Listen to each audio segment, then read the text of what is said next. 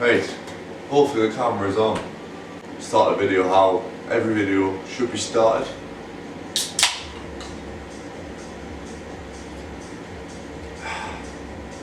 Lovely. Anyway, welcome back to the channel. So yeah, today's video is going to be a Q&A. So I was going to do the questions before I train, but I've had to train a little bit later in the day now. And if you already know, I'm training fasted. And it's 12 o'clock now and I haven't eaten anything, and I'm just drinking my white monster now. So we're going to get into my session first and then answer a few questions after that people want to know. So that'll be fun. So today's session, changing things up a little bit. I'll show you on the board what I'm doing. But I think I'm going to do a full body push. I think I'm going to change my training up because obviously I'm doing my live workouts every single day. And it's beating me up a little bit. But yeah, we'll get into it and then we will answer some questions after. But today's session is going to be quite a tough one. Somebody who I've been following for a while on Instagram. It's quite a small Instagram page, but his content is quite decent. He posts every so often on there, called Will Hall. Set me a nice little challenge to do today. It's just going to be fun. I'll see if I can actually complete it, but you know. Anyway, I'm going to shut up. Let's get on with the session.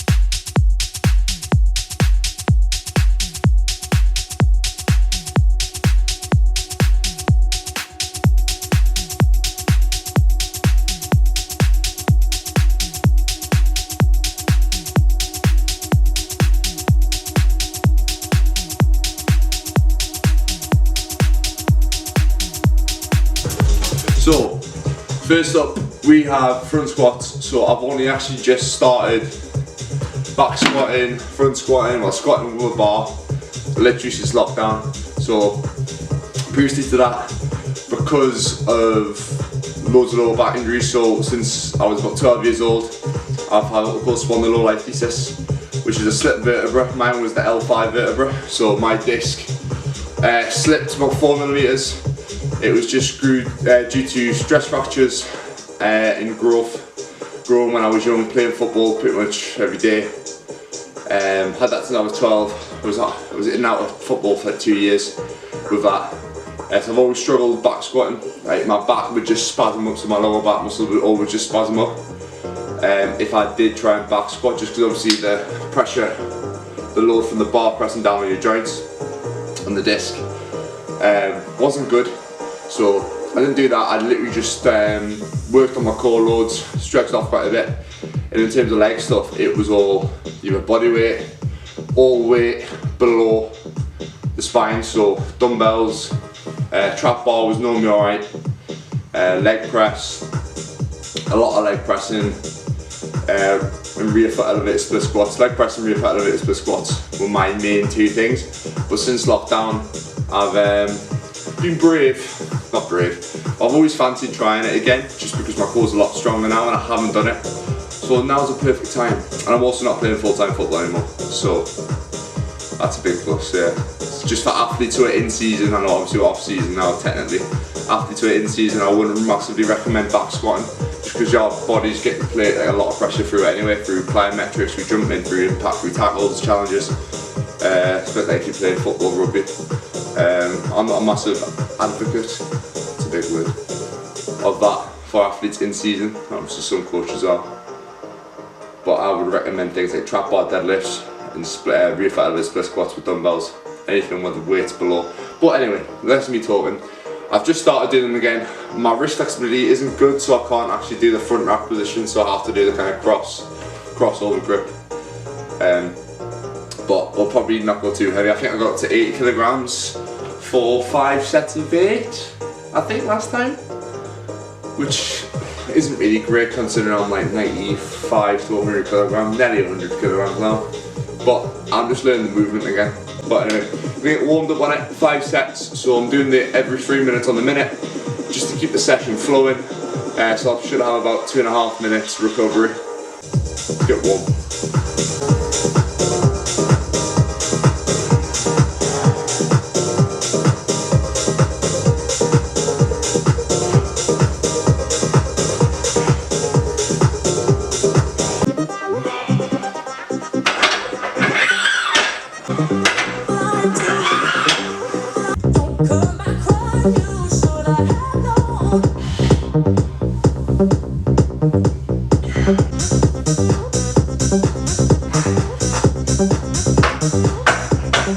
So yeah, on front squats, I like to find, for me, because I'm a taller lad, if I go wider stance, towards putting outwards a little bit more, and really kind of force my knees out, working my glutes a little bit, that's more comfortable for me. I can't do narrow stance. I don't have the ankle range of motion. I've got quite long limbs as well. So little cues on the front squat as well. Before I kind of set myself to go down, brace my core so I tuck my pelvis in. If you haven't done dead bugs before, do try dead bugs, and that'll just get you kind of working that motion that you need to be working to engage your core. So tuck the pelvis under, little deep breath in, suck the core in, and that'll just protect your lower back. So I haven't had any lower back issues doing these, just by tucking the pelvis under. And yeah, try to keep the chest up the best I can. I'm not really a squatting expert, but I'm learning. So if anybody sees my form and sees any tips, I'm open to any suggestions on things for me. But yeah, gonna keep warming up. First set. Wesley Russell, your mix is going on, mate.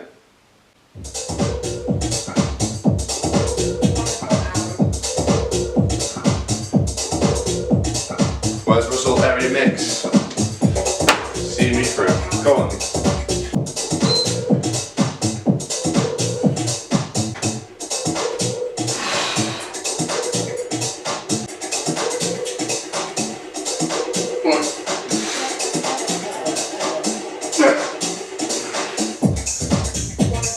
Hey. Up. Right.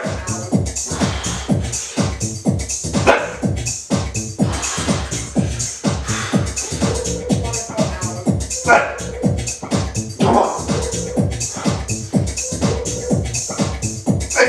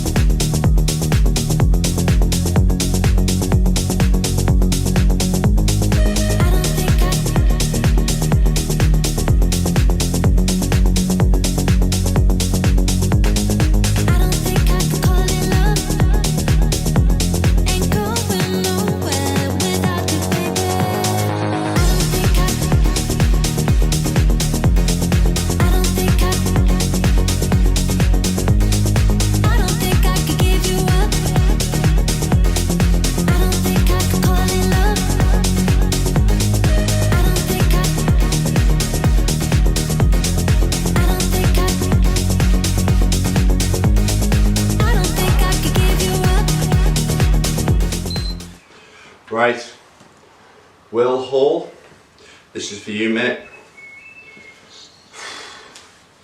My knee goes, it's on your head. Got 2k. I don't know if I'll be able to do maybe a lap of the village, come back, that'll hopefully be 2k. 8 squats, body weight, 60 push-ups, 40 sit-ups, and then finish with a 2k. My target time is sub 30 minutes. Wish me luck, wish my knee luck. If I don't come back, tell my family I died doing something I absolutely hate, which is running. Right, here goes nothing. Per kilometer. First 2k done.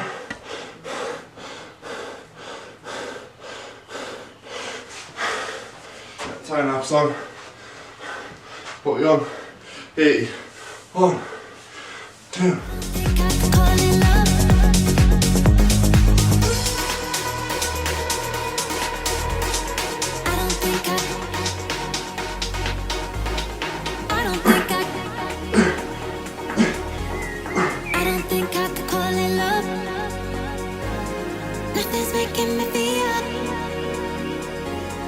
Nothing comes close to real.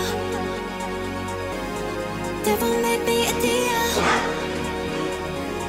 Gotta get you back here, 'cause I don't think I could call it love without you, baby. I don't think I could call it love without you, baby. 2k one to go. I don't think I could give Let's you go. up, no, never.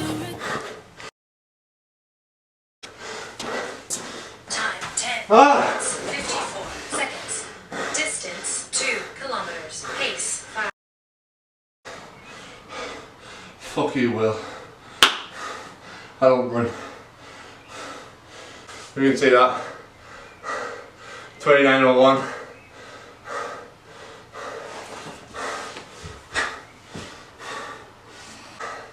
I need some food. What time is it?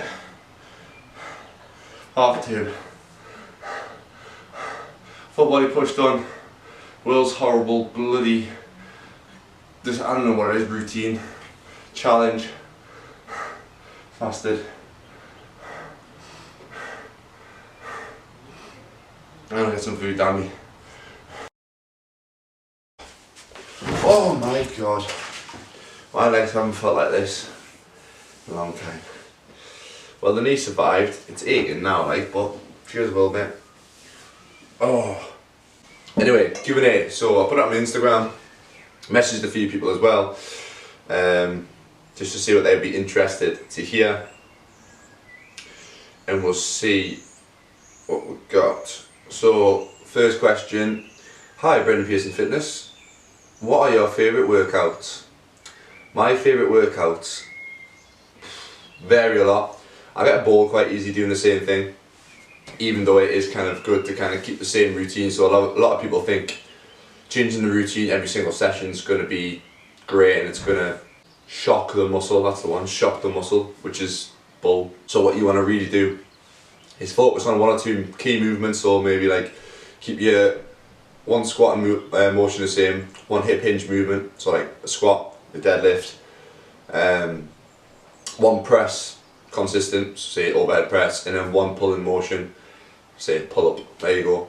Keep them kind of consistent for a number of weeks until they get to the point where you're either not progressing on them or you feel that your goals have changed for whatever reason. But try and keep them in for at least about 4 weeks minimum, I would say, because then it allows your body to adapt to the movement, and it also allows you to actually watch progression. So like the first few weeks you're just learning the movement again, and then once your body gets used to that movement again, you can start progressing the weight, work up until the point where you hit a plateau, and then either change the rep scheme, change what you're doing, change the style. So for example, going from a wide grip pull up to a neutral grip, or go from back squats to front squats, change it up and keep it going. But I went off topic. Anyway, favourite style of workouts, I've started enjoying my EMOMs at the minute, getting more into conditioning.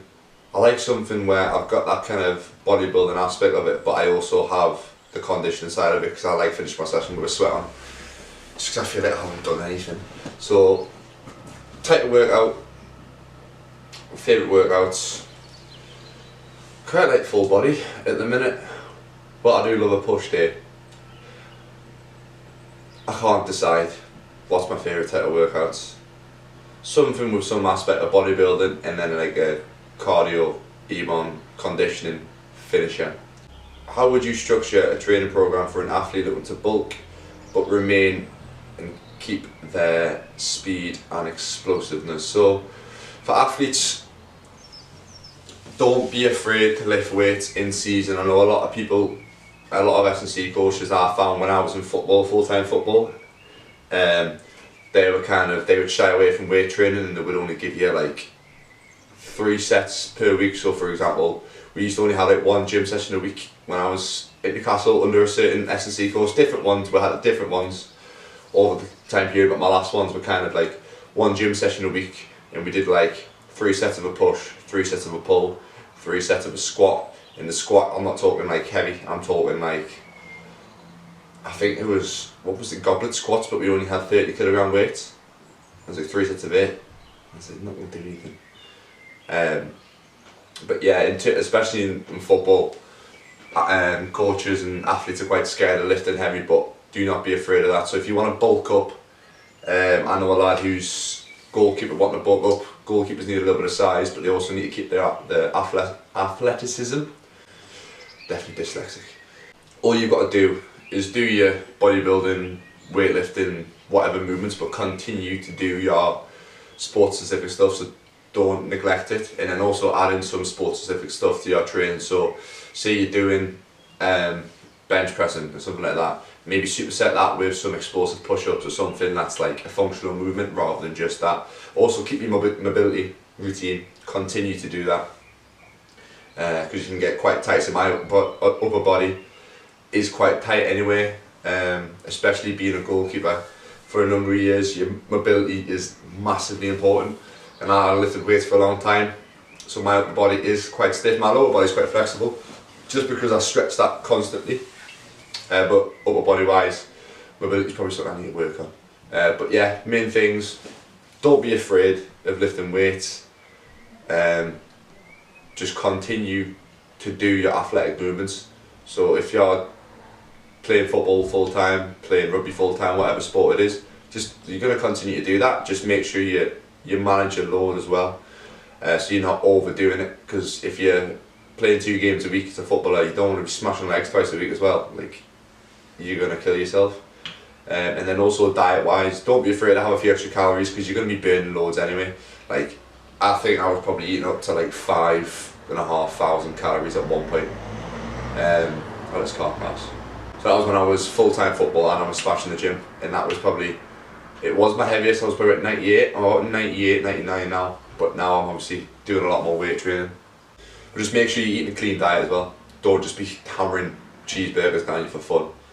Make sure you're maintaining a healthy diet, getting your fruits in, getting your veg in, getting good clean sources of protein in, all to aid your recovery. In terms of fasting, what's the optimal fast time for a rest day? What's the best time to start eating? So fasting, honestly, whatever the hell you want. So for me, the best thing that kind of works for me is the 16-8, which is just the standard. It's on about a rest day specifically. So a rest day, I'd use it as an opportunity to use fasting to limit your calorie window that you're going to be eating. So if your consumption window is only going to be like 6 hours, you're not going to eat as much food as it's going to be if it's 12 hours, just because you're forcing that time period. Also, the longer that you're resting, well, not resting, the longer that you're not eating food, the more time that your body can kind of put towards recovery. But then you've also got to think about that your body needs the nutrients from food, it needs the protein to recover, needs the carbs to recover, and obviously all the vitamin and minerals as well, the anti-inflammatories. Yeah, so your body needs all that, all the nutrients to recover. But as well, that fasting window kind of, I've found that it helps with inflammation. So if you, the longer that you fast, obviously the more time that your body's putting towards recovery rather than digestion. It also gives your body a break from digesting food as well. So if you eat a lot of calories, if you're in a surplus or you're bulking, the break from digesting will help you when it comes to obviously your training day where you're having a lot of food. But honestly, whatever works for you. If you know that you're likely to eat a little bit more at night time, fast later into the day, honestly on a rest day, as long as you're getting your calories in, you're getting the proper nutrition in. I would still aim to try and get at least 3 meals in, at least 3 hours apart. So what's that? I can't do my 6 hour eating window minimum. But do a full 24-hour fast if you need to, if you want to as well. I've just looked as well, my camera's about to die, so I will pick up the Q&A once I have charged my camera. We're back for Q&A part 2. Yeah, I just wanted to touch on the last question, not the last question, the second question that I answered. And I wasn't very good at reading things, I always skip half the sentence, but it was, how would you structure a training program for an athlete looking to bulk but pretty much keep the speed and explosiveness? How to structure it, ignore the bulk part, obviously I've probably covered that a little bit more in the last clip. In terms of structuring it, you want to kind of periodise your training, trying to focus on one kind of area at a time. That does depend on if you're in season or out of season. So if you're in season, I think the best thing to do is just combine all of the kind of elements, so speed, strength, acceleration, velocity, all into one training program. Just base up kind of across the week. So earlier in the week, say for example football, you've got a game on the Saturday. You obviously want to recover from the game Sunday, Monday. Tuesday would probably be a heavier day, so you'd be doing more of your squats, deadlifts, heavy presses, etc. Wednesday, slightly easier day, and then more towards the closer you get to the game, you want to be doing more velocity based stuff, so explosive box jumps, plyometric work, and then the kind of day before the game you want short and sharp, very low volume but very high intensity. Not so high intensity that you're going to be dead for the next day, but some speed stuff, just short and sharp. That's how to plan it more in terms of if you're in season. If you're off season, you can kind of split it up. Obviously people's off seasons are longer than others. For example football, well, it's a nightmare at the minute because football's off now. You could kind of split it up, so say for a 2-week period you worked on strength, just pure strength, so heavy squats, heavy deadlifts, heavy single leg work, and then progressed it. So yeah, looking at heavy squats, heavy work for probably 2 or 3 weeks. Ideally you probably want like up to 6 weeks if you have the time, but you probably won't have the time. And then from there you want to go into more velocity stuff for a period of time, so working more for speed, strength, rather than just pure brute strength. So you want the reps to be explosive, then you can work onto plyometrics, speed work, and kind of periodise it that way. But anyway, moving on, next question. Favourite training split for gaining size and strength? Whichever one you're going to stick to, but for me, I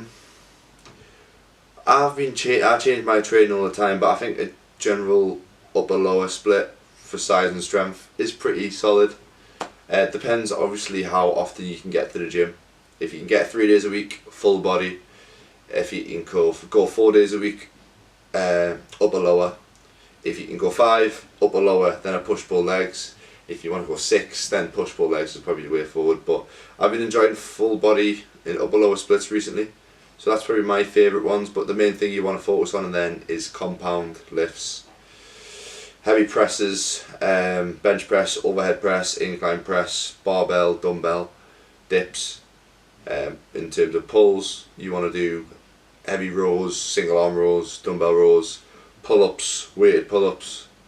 Deadlifts again good for the pull, but obviously that's more hip hinge. So hip hinge ones, deadlifts, RDLs, Nordic curls, eccentric ones, single leg deadlifts, and then obviously your squats. You've got back squat, front squat, rear fat elevated split squat is a good one as well. But my favourite split's probably upper lower.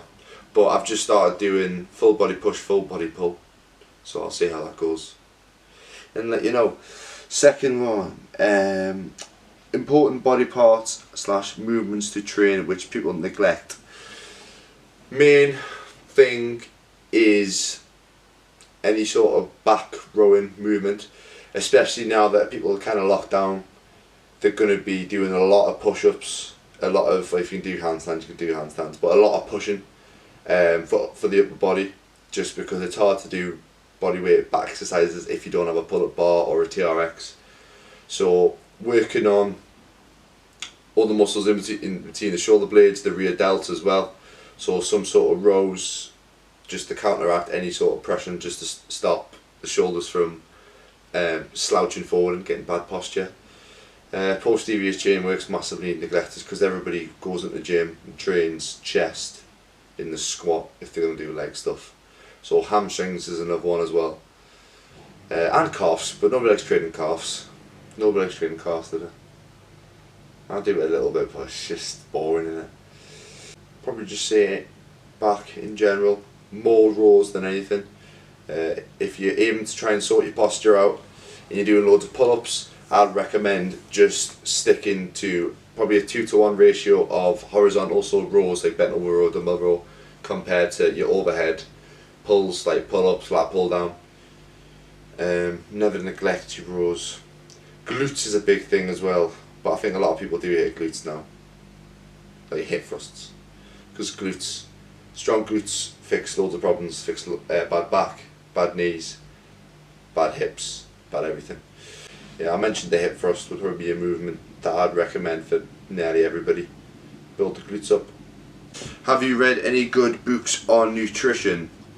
Not really. Most of my nutrition knowledge just kind of came from YouTube and following certain people.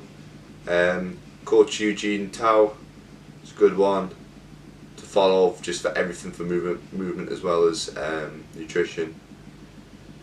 Just from general YouTubers, like the TM Cycles, a few podcasts as well. Actually thinking about a podcast.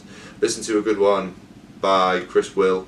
He talked about, I think he got his blood work done and they kind of assessed what he needed, what was missing from his nutrition. There was a lot of soluble fibre and vitamins, and I think he was on about there was a guy who was on his podcast on about everyone should be taking a greens powder as well as trying to get loads of fruit and veg in, just because I don't know, see, I had pop up about that, because our fruit and veg and stuff nowadays is not as nutritious as it was, just because of all the stuff that's in the ground and the air's not as clean, so the vegetables aren't as fresh. They don't have as much micronutrients in as they used to. In terms of nutrition, podcasts have been my best intake. I'll have a look at my podcast list. But Modern Wisdom by Chris Will, learned a lot from them. Stronger by Science, standard one. Few Joe Rogan ones about the fasting, and obviously what's it called now? Game Changers, looking into more of the nutrition side. Around that argument, I kind of uncovered a few things as well. But no, not on nutrition. I've read Why We Sleep by Matthew Walker, which is a good one, which is a great one for people who want to learn a little bit more about sleep and recovery and how important it is. So don't neglect it. What targets / goals would you have liked to reach in 5 years? Well, would like to reach in 5 years' time? It's a pretty good one. I'm funny on goals. I'm good on like short-term goals, but long-term. I had a conversation with someone, I can't remember where it was, I think it was on a course with work in the field. He was asking me about my goals and I was like, long-term, I don't know, because so many things could happen along the way that might change my goal. Like if I put a goal down now for something and then an opportunity comes up in my life, that is something that I would really want to do. Like my life can change. Like for me, 5 years ago I thought I was going to be a professional footballer and continue that path, but my path's completely changed now. So I always say you can have your short-term goals, which everybody should have the short-term goals like within a year, if you know what you're doing in terms of your career path. Keep your mind on that, write them down. That's what I done at the start of the year. Write three or four goals: financial, gym related, business, well, financial and business, and then personal goals. Write them down. But in terms of that, I can't remember what I said to someone. It was when I just keep doing what you like, focus on whatever you're doing, give it 100%, but just enjoy the process. Like, enjoy the process of getting somewhere. Like, don't worry too much about the long term. In 10 years time I want to have a house and I want to drive a Ferrari and have my own gym and stuff, because things might come up. You might end up going from that path down a different one to a more online coaching route, or you might be doing seminars, you might do podcasts, you might do YouTube instead of going down that route. Like, your path can change along the way, so just put 100% into everything along the journey. Enjoy the process is the main thing. Obviously, still have your goals. If you have your goal like that, go for it, but just don't be disheartened if things change. You might hit your goals, you might smash it, it might work for some people, but for me, long term, I don't know where I'm going to be. I could be doing anything. I could be doing YouTube, I could be doing more like podcasts, I could have my own gym, I could be PTing out of a different gym, I could be doing anything. But things I would have liked to have achieved, just continue just doing what I'm doing, and just the more that I'm doing things, the more other things that I'm uncovering. Like, I literally started PT in November, started that, obviously moved back from Scotland, and then that led me to meeting some new clients, that led me to start my YouTube, that led me to keep on pushing my Instagram. I'd like to start a podcast whenever I can. I'll say it now, I've said it on camera, so I'll commit to it. What? Podcast. Oh yeah.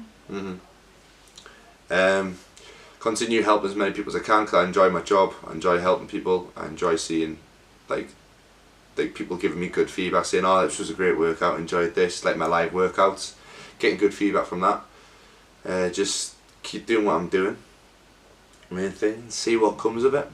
Anything can happen if you just put your mind in the right place. You create your own luck. Just put yourself in good scenarios, continue to meet people in the fitness industry with the same ambition, same focus as me, same love for fitness as me. See what happens in the future. Kyle Cameron, still waiting for your questions, mate, you bag of shit. Anyway, I think that's it. I think I covered everything. I am currently uploading the last YouTube video. I'm still on peasant fund mode, so I'm on an iPad. I don't have a Mac. Yeah, fund Brendan Pearson Fitness, so I can get a Mac and do some really good videos. Yeah, that's all the questions answered. If you want to see more Q&As, let me know. Any other questions that didn't get answered or didn't get asked, put them in the comments below and I can answer them next video. I'll do another Q&A video maybe when we get to 100 subscribers, and we're about 20 something off now. I don't know how many we're on, but yeah, if you enjoyed the video, give it a like, subscribe if you haven't already. If you can share it with a friend, that would be perfect. Just copy the video and just send it to someone. Just say this would be a good person to watch, and then they might send it to someone else, which would be perfect. But yeah, we are continuing doing the live streams, so if you're interested in doing the live streams during the week, live stream workouts, I'll be doing them pretty much every day but Sunday. Monday's lower body, Tuesday's upper body, Wednesday's mobility, and lower body, upper body, and Saturday is full body conditioning, and Sunday's off. But thanks for watching, and I'll see you in the next video.